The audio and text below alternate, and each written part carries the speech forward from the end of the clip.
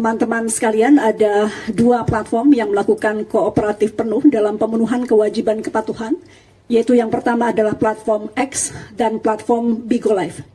Platform X telah mengumumkan perubahan batas usia minimum menjadi 16 tahun, dan ini sudah dilakukan jauh hari, yaitu sejak 17 Maret tahun 2026, yang disampaikan di halaman pusat bantuan. Gimana Bu? Thank you ya. Terima kasih Bu Menteri. Soal verifikasinya gimana itu Bu? ID? Baik teman-teman, suara oke, keterangan apa enggak? Cukup? Tadi sebetulnya ada dua yang kooperatif penuh, ada dua yang kooperatif sebagian. Jadi ini kabar baiknya. Namun demikian kita memang melihat ada beberapa yang paling tidak sampai malam ini kita masih akan melihat esok teman-teman.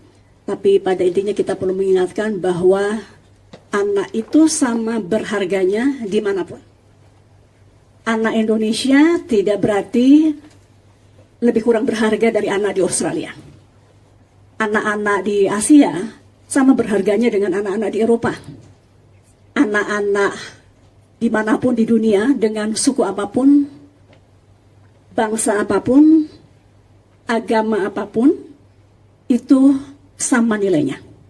Karena itu kami meminta platform untuk memberlakukan juga prinsip anak yang juga dipegang penuh, yaitu universalitas dan juga non-diskriminatif. Jadi tidak ada pembedaan bahwa aturan perlindungan anak di negara lain diikuti, tapi di negara lain tidak diikuti.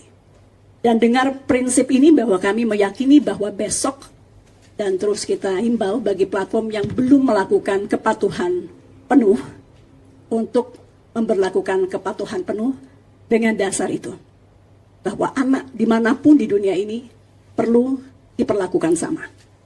Karena nilainya sama berharganya. Baik itu PP 17 tahun 2025, kemudian Permen yang kita keluarkan di awal Maret, kemudian Kepmen. Jadi kita mengikuti aturan yang ada di dalam hukum-hukum yang tadi kami sebutkan. Kami perlu mengingatkan juga bahwa pemerintah memiliki kewenangan untuk mengambil langkah-langkah penegakan sesuai dengan ketentuan peraturan perundang-undangan, termasuk tadi disampaikan pengenaan sanksi. Tentu kita sekali lagi meyakini bahwa para platform tetap akan melakukan kepatuhannya dan kita akan tunggu besok. Cukup ya? Satu lagi, ulangi kembali bahwa pemerintah memiliki kewenangan untuk mengambil langkah-langkah penegakan atas aturan perundang-undangan yang telah dikeluarkan oleh pemerintah Republik Indonesia. Dan bahwa entitas bisnis apapun yang beroperasi di Indonesia wajib mematuhinya. Demikian ya teman-teman, terima kasih. Kalau untuk data privasi saya bisa tambahkan sedikit. Justru aturan ini kita lahirkan untuk melindungi data-data privasi anak. Data privasi anak saat ini justru tersebar, berserak di berbagai platform sosial media. Anak-anak belum tahu mana yang data yang perlu tidak ditayangkan. Kita juga menduga dari banyak studi dan juga kasus-kasus hukum di negara lain bahwa data-data anak juga dieksploitasi untuk kepentingan monetisasi. Jadi kalau bicara data-data anak, justru aturan ini untuk mengatur dan melindungi data anak yang saat ini sudah amat sangat tersebar marak. Bahkan kami sudah menyatakan bahwa ada pernyataan jangan-jangan sosmed lebih mengenal anak dari orang tua. Karena datanya begitu berserak di sosial media. Demikian teman-teman ya. Terima kasih. Tunas ini adalah mandat kedaulatan digital yang telah ditetapkan melalui PP ditandatangani oleh Bapak Presiden Prabowo tepat 1 tahun yang lalu. Pemerintah telah memberikan masa transisi yang cukup, yaitu selama 1 tahun penuh sejak 28 Maret 2025 bagi para penyelenggara sistem elektronik PSE untuk melakukan pembenahan. Setelah menetapkan peraturan turunan pelaksana PP Tunas, kami juga telah bersurat dan menginstruksikan khususnya kepada 8 platform pertama karena dilakukan secara bertahap dan pada tahap implementasi awal ini untuk menyampaikan komitmen dan rencana aksi kepatuhan dari masing-masing platform. Dan malam ini kita akan menyampaikan kepada publik mengenai update kepatuhan platform berdasarkan skala kepatuhan dalam rangka implementasi dari sejumlah platform. Dapat kami sampaikan bahwa pertama, status kepatuhan bersifat dinamis, artinya ini yang akan saya umumkan adalah per malam ini yaitu pukul 21.30. Kita masih menunggu sampai esok tentunya.